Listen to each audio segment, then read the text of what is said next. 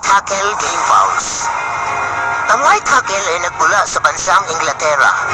Si Floyd Gurley ang bumuo ng pinakabagong bersyon ng White Hackle. At ito ang tinatawag na Spangled Kearney White Hackle. Ang White Hackle ay straight comb na may pulang mata at medium station lamang. 90% dilaw na pula ang kulay at 10% ay spangled mustard colored hackles. Ang manok na ito ay malalapad ang balikat, siksik at may mabigat na balahibo, at tumitimbang ito hanggang 2.4 kilogram. Ang White Hackle ay isang deadly cutter, high breaker, at kayang makipaglaban kahit sa anumang posisyon dahil sa kanilang liksi at bilis, sa ere man o sa lupa. 100% ang angking katapangan nito. Inalalarawan ito ng mga bitiranong magmamanok bilang isang ring general.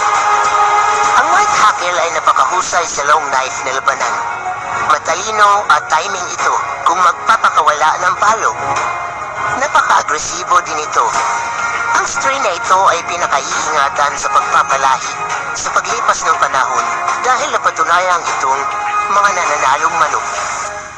Ang isa sa mga nakakuha nito kay Floyd ay ang Red Game Farm at pinang-cross nila ito sa sarili nilang broodstocks at nagkaroon ito ng